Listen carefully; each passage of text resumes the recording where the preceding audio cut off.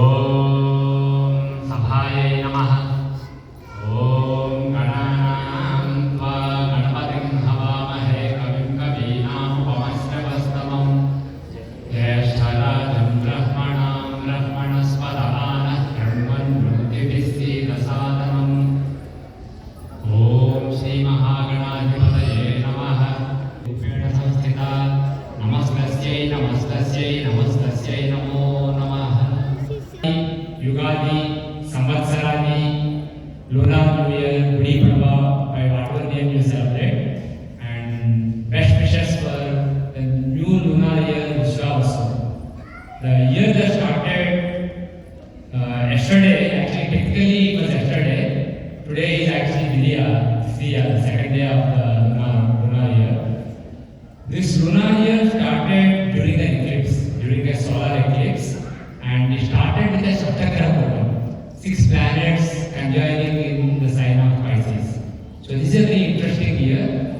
Technically, Vishwavasu literally means something that is very auspicious and beneficent to the whole world.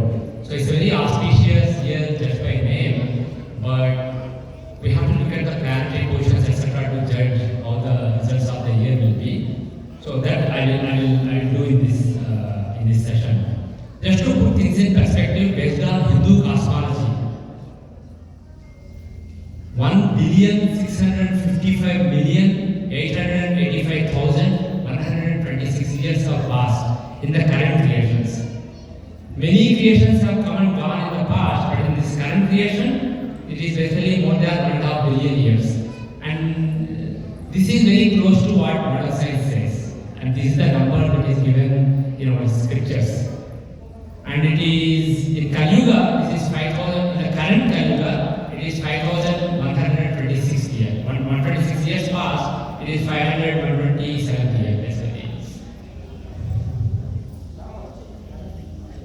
The way I will do this session is, first I will talk about how the year will be overall for the world, for US, for India, and world in general. I will give a few high-level assessments, and then we will basically identify some important dates. Like, honestly, they are not very valuable, but what I will try to do is, for each Janmarasi, I will try to highlight particularly good or particularly bad transits of planets in the next year, and try to suggest some pujas that you can do, try to suggest some remedies.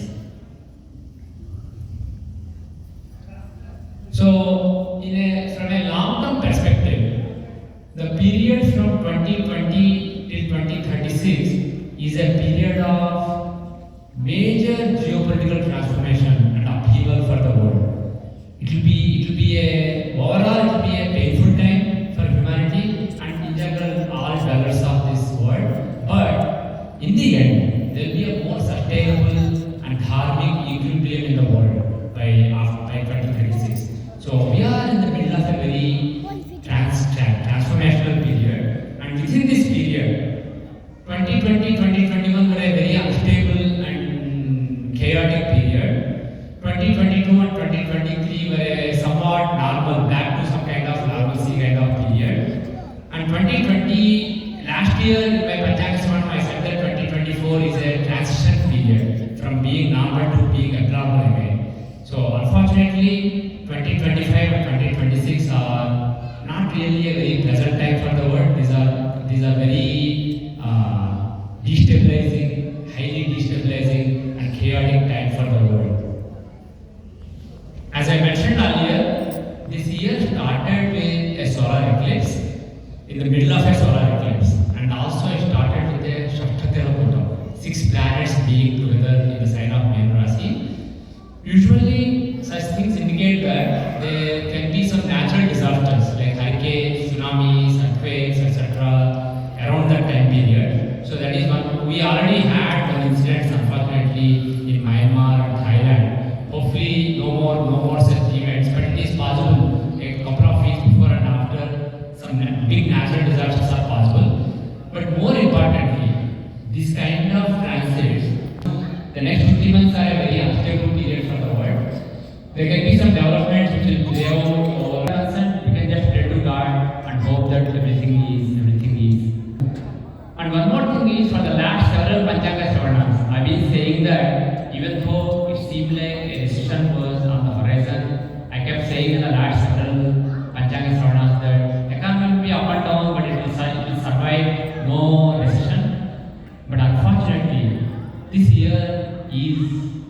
problematic in terms of world economy. So US as well as the world economy may struggle during this time. A recession is quite possible during this time. So be careful with the stock market during this year. Particularly one month I want to highlight is July. Be very careful in the month of July in the stock market. July, August time period. So this is it's a time to basically make your gains and basically hold on to them and not take too many risks and then focus on God and spirituality. This year, actually next year also, about a year and a half period is problematic for the world and economy. But the assessment is the ceasefire between Israel and Hamas is already broken, and it will basically Israel will be in a state of war for a long time, especially this year. I don't really see real peace coming to Israel. Israel, not only with Hamas, but Israel's conflict in the Middle East may expand actually. There is also a possibility that the proxy war between Iran and Israel, it may ratchet up during this year. There may be more indirect conflicts as well as possibly one or two. Assessment is it will drag on. It will not, it's not like there will be a peace deal signed tomorrow and from Rasi to Mil Rasi. So this finishes the Sade Sati of Ukraine. So this is actually the window for peace has opened. This is a more positive time for Ukraine. But the thing is, based on various factors, it is likely to drag on. Even though the window has opened, but the real thing to happen will be several months after August, and particularly early next year is a good period when there can be real peace. Also, as the speech is finalized, several players will start playing a role. China, Russia, European Union, US. Everybody has different interests in Ukraine, so there will be some conflict because of it, and it will drag on. And as far as our country, US is concerned, the polarization that we see, political polarization, and in general chaos in terms of government running, and the unrest that people feel about what is happening in the country, unfortunately it's not ending anytime soon. It will go on for the whole year. This is a very problematic year for US, socio-politically, and the chaos will continue. And economy, as I said earlier, it's a big year for US economy. And right now it seems like Republicans are very strong and Democrats are basically dead, taken for dead. But I expect that during this year, in some of the snap polls, in some of the by-elections, Democrats will actually make some gains. So Democrats will basically come back from being dead and slowly start finding their message and direction during this year. Basically, we are living in a period of high vata for the world in Ayurvedic terms. Basically, this is a period when big changes happen very fast. A small company can suddenly rise and become a big company. A big company can suddenly collapse. Like that, basically, new trends can come. Somebody can go from zero to Daddy zero. can hold it. Just like that. And far from zero to zero. So we are in a period where things happen very fast. And though people may think that Democrats are dead, will show signs of some life the rest of this year. And towards the end of year, they'll basically gain some strength. As far as India is concerned, it's an up and down year for India. The period from March till October is very good for Sri Narendra Modi ji. He will enact some bold and aggressive agenda, legislative agenda during this period. But after October, it's a slightly problematic time for Modi ji. He will be a little weak after October. But the good news for him is the opposition will be weaker. As a matter of fact, in the next few months, Indian opposition will become weaker. They will lose some of the parties. Some of the parties may join the NDA coalition. They will start supporting BJP, and some of the leaders may get in some trouble. So opposition will be very weak, and especially from the main leader of the opposition in India, Rahul Gandhi ji. 2023 June to 2024 June was the best time in his life. I said in panchanga, I think last year or the year before, that there was a chance that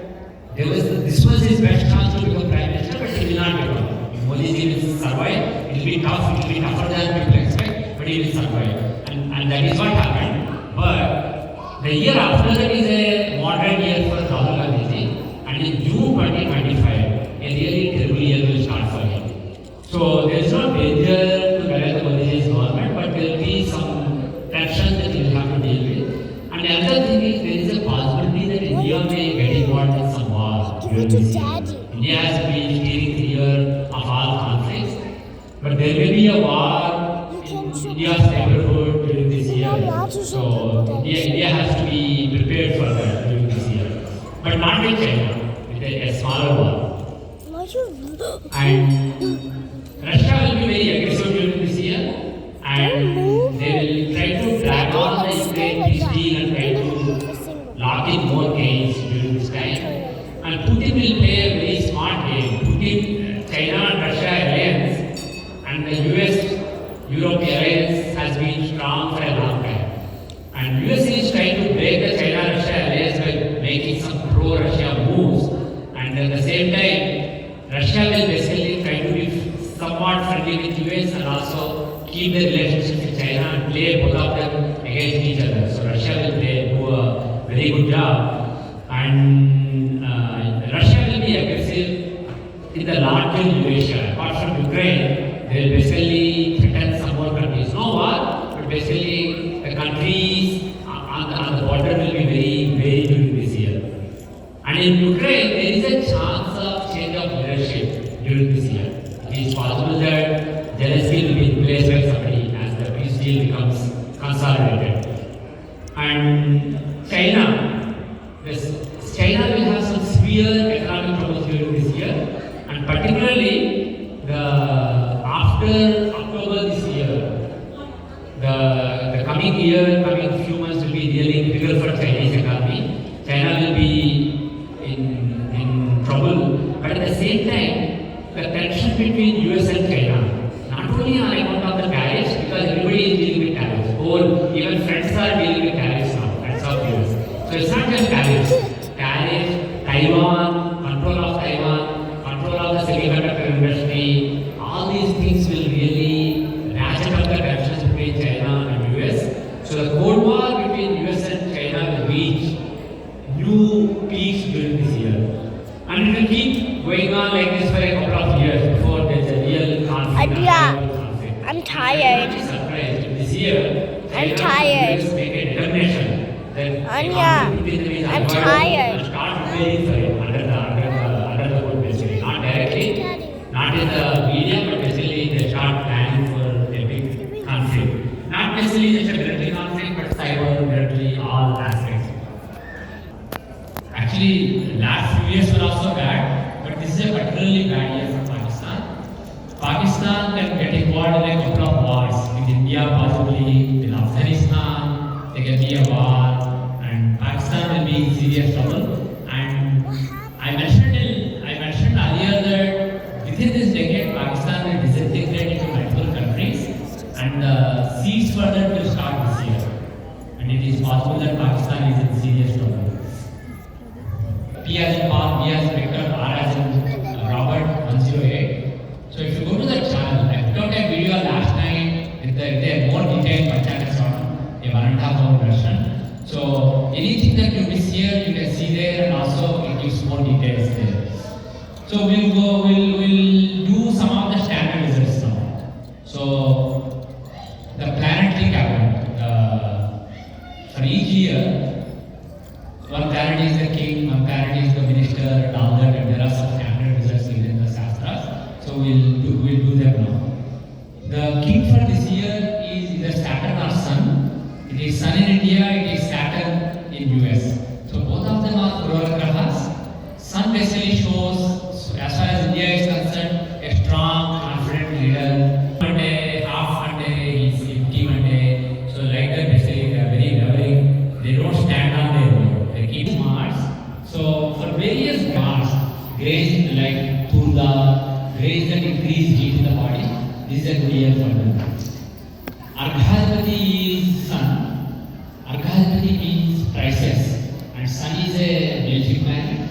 So basically, the prices of various commodities, various things in general, will shoot up during this year. It will keep being high or may increase further.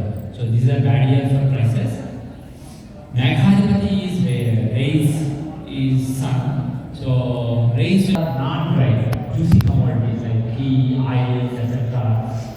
So Saturn being Prasarpati means commodities which are related to Saturn's nature. Like for example, various kinds of oils, petrol, their prices will be high during this year. Cabinet and there are some secondary cabinet members. The Purohita for this year is Mercury. So the priests will be very worldly wise, very street smart during this year. And examiner Parishaka is also Mercury. So people who set the exam papers will be very smart, and examiner is Venus. So people who do your accounts, your tax, etc., they will basically be very smart, and they will also look after their own interests. They will start more money, but they will do a good job. Local ruler, Ramanayaka is Mars. So people who are at the local level, leaders at the local level, they are very aggressive during this year, aggressive and angry and fiery during this year. Because fiery planet.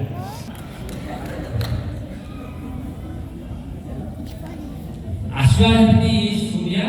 The old days it was horse and elephant, but it really means normal vehicles and luxury vehicles. So for normal vehicles, it's a malefic planet. So vehicle prices will go up, and luxury vehicles, Adipati is Buddha. So he is a malefic planet. So luxury vehicles will be fine. So people will, luxury vehicle makers will navigate around all the tariffs, and they will put enough features to make people interested. But people who want to buy low-end cars, they will struggle with high prices. So this is not a good year for animals. Devanamapati is Buddha.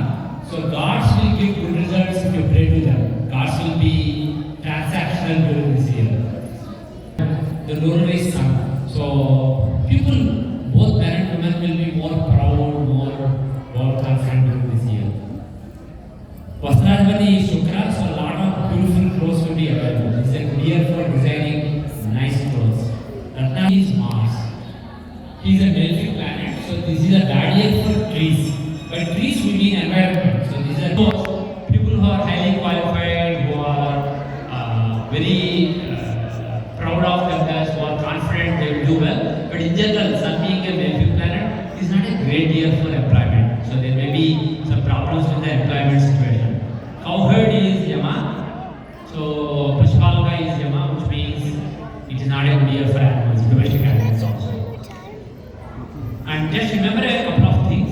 Guru, again he goes back from Karkataka to Mithunam, and on March 20 he goes back from, no, that's it basically. So it is like that. And Guru, he is the personification of the wisdom of the universe basically. Are worshipping Guru figures like Sai Baba, Dattatreya, Dakshinamurti, etc. We can increase the Gurutatva in the world, and that will guide the world better. So in general, Gurutatva in one direction around sun always. With respect to Earth, which is also going around sun, they may seem to move forward sometimes, backward sometimes, forward sometimes, backward sometimes, with respect to Earth. So when a planet is changing direction, starting to go forward or forward and backward, at that time the planet achieves zero speed. So for a few days, the planet is exactly at zero speed. When a planet is moving at zero speed, it is. So if anybody is going to India and celebrating Pushkaras. Eclipses. There is a total lunar eclipse on 25 September 7, but it's not visible here, so we don't need to care about it. But if you know somebody who is in India, they may be affected by it, and it affects Purabhadra Nakshatram, Purabhadra Nakshatram, Kundarasi, and Simharasi. Then there is another total lunar eclipse. It is on 2026 March 3. It starts before sunrise, around before moonset, and it basically continues into the day. Then there is a partial solar eclipse. One small word. Lunar eclipses are not affected, when they are not visible in the area where you live, they don't affect you. Whereas solar eclipse can affect you irrespective of whether it's visible in your area or not. The analogy is moon is like mind and sun is like soul. Sun Sun is the personification of soul and moon is the personification of mind. And your mind is resonating with the minds that are nearby. If there is somebody nearby, their auspicious and inauspicious thoughts can resonate on your mind and affect your mind. Whereas soul, the whole world is connected. So if somebody is not operating at the level of mind, but operating at the level of soul, they can affect the whole world basically. So that's the idea. So because sun is soul, the eclipse of sun, even if it's not visible, it can affect you. So there are two solar eclipses on September 21 afternoon 1:30 p.m. to 5:53 p.m. There is a partial solar eclipse, and these are times, by the way, lunar and solar eclipses are times when you can do sadhana, spiritual sadhana. You can meditate, you can do a homa, you can do a havan. The thing is, temples are normally closed because Rahu and Ketu are not good for dharma. Sun and moon are the eyes of the supreme being of numbers. Other income, expenditure, respect, and insult. And I highly recommend taking these numbers with a pinch of salt. This is just some standard numbers, and as a matter of fact, the standard calculation that people use has some corrections that contain in Kaliga. So these are not really reliable at all. And even if somebody calculates them accurately based on what Rishis taught, actually Rishis did not teach. These are from people who came after Rishis in Kaliga. So even if you go back to the original classics and compute them correctly, they don't really mean much. But just for completeness, I will mention the numbers. Mesha Aries, Adayam 2, Vyayam 14, Rajapujam 5, Avamanam 7. Taurus, Vrishabha people, Adayam 11, Vyayam 5, Rajapujam 1, Avamanam 3. Gemini, Vrishabha Adayam 14, Vyayam 2, Rajapujam 4, Avamanam 3. Cancer or Karkataka Rasi, Adayam 8, Vyayam 2, Rajapujam 7, Avamanam 3. Leo, Siddha Rasi, Adayam and Vyayam both are 11. Rajapujam is 3, Avamanam is 6. Virgo or Kanya Rasi, Adayam 14, Vyayam 2, Rajapujam 6, Avamanam 6. Libra or Tula Rasi, Adayam 11, Vyayam 5, Rajapujam 2, Avamanam 2. Scorpio or Vrishchika Rasi, Adayam 2, Vyayam 14, Rajapujam 5, Avamanam 2. Sagittarius or Dhanu Rasi, Adayam 5, Vyayam 5, Rajapujam 1, Avamanam 5. Capricorn or Makara Rasi, Adayam 5, 8, Vyayam 14, Rajapujam 4, Avamanam 5. Aquarius or Buddha Rasi, Adayam 8, Vyayam 14, Rajapujam 7, Avamanam 5. Pisces or Meena Rasi, Adayam 5, Vyayam 5, Rajapujam 3, Avamanam 1.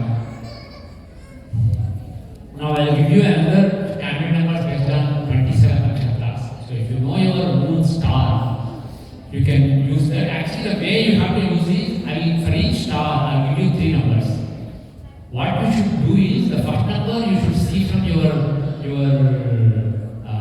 Lagna's star, the second number from your moon star, third number from your sun star. And the first for each number, if it is odd, it is good. If it is even, it is moderate, average. If it is 0, it is bad basically. So odd is good, even is moderate, 0 is bad. So if the first number seen from Lagna star is basically one of these, you see those results from body. The second number is from moon star and it is from the mind. And the third number is from sun star, it is for the soul. In other words, your willpower and what you feel inherently internally. So for example, if the first number is 0 based on Lagna star, you have physical health problems. If the second number is 0, you have anxiety, tension, etc. If the third number from sun star is bad, it means at the soul level there is a problem. So you feel like you are totally lost and God is not with you. Because soul is the God that is with you, inside you. So I'll read the numbers. If you don't know your Lagna star and sun star, you know only moon star, use all the 3 numbers from moon star.